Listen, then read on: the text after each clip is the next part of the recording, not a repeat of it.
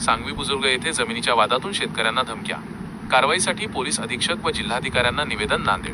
नांदेड शहराजवळील सांगवी बुजुर्ग येथील गट क्रमांक 319, 322, 322, 322, 322, 323, 324, 335, 336 आणि 338 मधील शेतजमिनीच्या वादावरून स्थानिक शेतकऱ्यांना विविध प्रकारे त्रास व धमक्या दिल्या जात असल्याचा गंभीर आरोप शेतकऱ्यांनी केला आहे. या प्रकरणी बाधित शेतकऱ्यांच्या शिष्टमंडळाने पोलीस अधीक्षक, जिल्हाधिकारी, विशेष पोलीस उपनिरीक्षक, आयजी आणि मुख्यमंत्र्यांच्या नावे निवेदन देऊन न्यायाची मागणी केली आहे. शेतकऱ्यांचे गंभीर आरोप, दबाव आणि धमक्या. जमिनीवर दावा सांगणाऱ्या काही व्यक्तींकडून स्थानिक शेतकऱ्यांवर सतत दबाव टाकला जात असून त्यांना प्रत्यक्ष व अप्रत्यक्ष धमक्या दिल्या जात आहेत. खोट्या तक्रारींचा धाक. शेतकऱ्यांना खोट्या गुन्ह्यांमध्ये व तक्रारींमध्ये अडकवण्याचा प्रयत्न केला जात असल्याचे निवेदनात नमूद करण्यात आले आहे. शेतकऱ्यांची मुख्य मागणी. शेतकऱ्यांनी या संपूर्ण प्रकरणाची निष्पक्ष आणि निपक्षपाती चौकशी, अनबायस्ड इन्व्हेस्टिगेशन करण्याची मागणी केली आहे.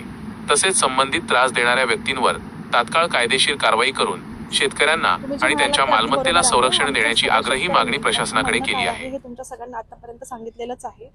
अनेक वेळा आम्ही जे प्रभाग क्रमांक 2 चे जे नगरसेवक प्रतिनिधी आहेत त्यांना अनेक वेळा सांगून सुद्धा ते आम्हाला आमच्या सगळ्या शेतकऱ्यांना त्रास देण्याचा प्रयत्न त्यांचा सुरू आहे.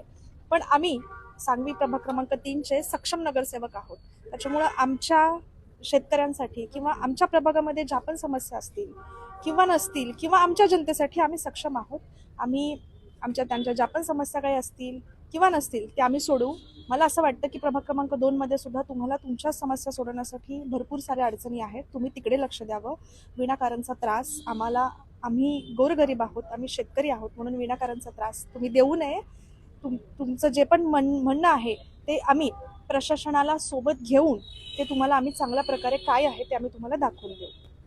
असं एक म्हणणं आहे त्याचं शेवटी की या जमिनीवर आरक्षण होतं कब्रस्तान आणि स्मशानभूमीचा, आणि आपण जसं कलेक्टर साहेबांना जसं म्हणलं की 2019 उचललेलं आहे, हे नेमकं कशाचं होतं आणि कधी उचललं आहे आरक्षण? याबद्दल माझं प्रशासनासोबत आता नुकतंच त्यांच्यासोबत सविस्तर चर्चा झालेली आहे आणि मी प्रशासनाला सोबत घेऊन तुमच्या समोर नक्कीच जे पण काही तथ्य असेल ते तुमच्या सगळ्यांना मी सांगणार आहे आणि माझ्या शेतकऱ्यांवरती मी अन्याय नक्कीच होऊ देणार नाही. एवढंच मी तुम्हाला सांगू इच्छिते. धन्यवाद. बाकीचं जे पण काय असेल ते तुम्हाला प्रशासनाच्या माध्यमातून मी तुमच्या समोर सांगणारच. थँक्यू. माफी साहेबाची पैशाची, त्याला पैशाची लई भूक लागली. त्याला सांगवी गाव इकतच घ्यावं आले सगळं एकट्याला. आमच्या जमिनी इकू देणं आलंय आणि आम्हाला निवड रोज त्रास द्या. त्याला एकट्याला सांगलं तर ते त्याच्या पत्नीला सुद्धा घेऊन आले. मी असं करून तुमच्यावर असं करतो, तुमची जमीन मी विकू देत नाही, हे त्याचं बोलणं आहे. जमीन कुठं आहे? जमीन सांगवीची नगरपालिकेत. पैसे 2 कोटी रुपये मागा, खंडणी मागाले.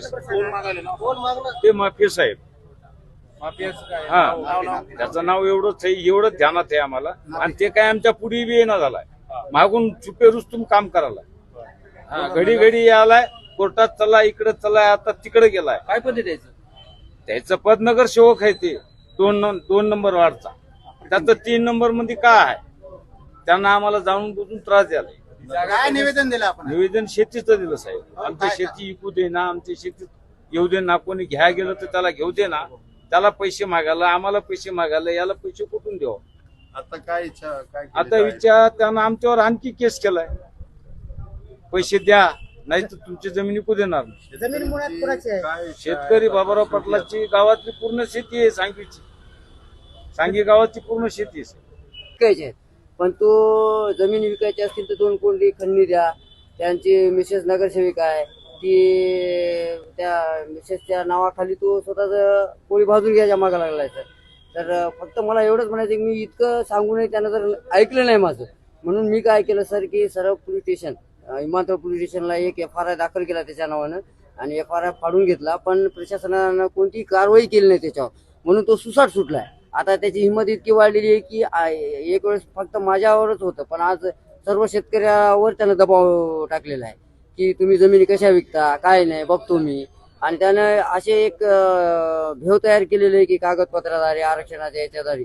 तर मी सांगू इच्छितो की आमचे 2 टर्मचे नगरसेवक मी सोबत आणलेले आहेत की कसल्याच प्रकारचं कोण्याही जमिनीवर आरक्षण सध्या महानगरपालिकेचं नाही. आणि महानगरपालिकेला निवेदन आहे की असं पेपरमध्ये जाहीरपणे त्यांनी प्रकटन द्यावं की सांगवीची कुठलीही जमीन आरक्षणामध्ये नाही. तरी पण महानगरपालिकेचे अधिकारी काही बोलायला तयार नाहीत. आणि हे नाफे त्या गोष्टीचा पूर्णपूर्ण फायदा घेऊन शेतकऱ्याकडून प्रत्यक्ष खंडणी वसूल करण्याचं काम करीत आहे आणि यांचा कुठलाही कसल्याही प्रकारचा चांगला बॅकग्राऊंड नाही. हे गुन्हेगारी प्रवृत्तीचे लोक असे जर नांदेडला तयार झाले आणि महानगरपालिकेत जर गेले तर महानगरपालिकेचं लई लवकर वाटोळ होणार आहे. त्यासाठी माझी विनंती आहे महानगरपालिकेला की आपण अगोदर एक पत्र काढून सांगवीवर कसल्याही प्रकारचं कुठलंही आरक्षण महानगरपालिकेचं नाही असं जाहीरपणे महानगरपालिकेनं सांगावं आणि शेतकऱ्यांना एक धीर द्यावा ही माझी कळकळीची महानगरपालिकेला विनंती आहे. आणि या नाफेला जे अगोदर मी केस केलेला आहे त्या केसचा ऍक्शन पोलीस स्टेशनने ताबडतोब घ्यावं ही माझी कळकळीची पोलीस स्टेशन विमानतळाला विनंती आहे. दादा, शेख जाकीर नावाचा व्यक्ती हा तुम्हाला मदत करायला म्हणून त्यांच्या विरोधात त्यांना गुन्हा दाखल केला. नाही नाही अशी कुणी मदत करायला तयार नाही. शेख जाकीर कोण? ते मग हा, त्याच्या विरोधात त्यांना ते शेख जाकीर नावाचा माणूस आहे त्याला आमची थोडी कळकळ हे वाटली यांच्या मागं कोणी नाही तर तो आमच्या थोडा आम्हाला मदत करायला लागला तर त्याला धमक्या द्यायला ती तू आपल्या जाती काय तू कैसे मदत कर रहा ऐसा कर रहा वैसा कर रहा म्हणाले. पण ते माणूस हा माणुसकीनंच मदत करत असतो. पत्रकाराचं काम आहे आणि शेख जाकीर त्या पत्रकाराच्या मदतीनं आम्हाला मदत करायला आहे. आता याची जातीच्या आधारे किंवा आरक्षणाच्या नावाखाली हे असं दादागिरी चालू आहे. आता ही दादागिरी ताबडतोब बंद करावी हीच माझी तर आम्ही आज जिल्हाधिकारी साहेबांना सांगितलंय मी सरळ सरळ की बुवा साहेब म्हणलं मी FRI फाड माझ्यातर्फे जे प्रशासनाला करता येईल ते मी केलं. जर प्रशासनाने याच्यावर योग्य तर कारवाई जर नाही केली तर आत्मदहन करण्याशिवाय मला पर्याय नाही आणि मला आत्मदहनाची परवानगी प्रशासनाने द्यावी ही माझी कळकळीची विनंती. किती दिवसाचा अल्टिमेटम? आम्ही 8 दिवसाच्या मध्ये अल्टिमेटम दिलेलं आहे त्यांना. तर 8 दिवसात ही कारवाई झाली तर ठीक आहे नाही तर 8 दिवसात आम्ही सर्व शेतकऱ्यांसमोर येऊन आत्मदहन करू. एक आत्महत्येची मागणी जिल्हाधिकारीला केली, SP साहेबांना भेटलेली आहे. काय मागणी आहे? सर्व शेतकऱ्यांनी केलेली मागणी. प्रभाग क्रमांक 3 माझे सांगवी गाव मूळगाव सांगवीमधील जुने कष्टकरी शेतकरी खोतकरी जे गोरगरीब शेतकरी जे आहेत आज त्यांच्या मुलाच्या लग्न कार्यासाठी शेती विकणी वगैरे याच्यासाठी उदरवाहासाठी शिक्षणासाठी काही जे काही आहे तर आजपर्यंत आमच्या सांगवीला कोणतेही आरक्षण नाहीये.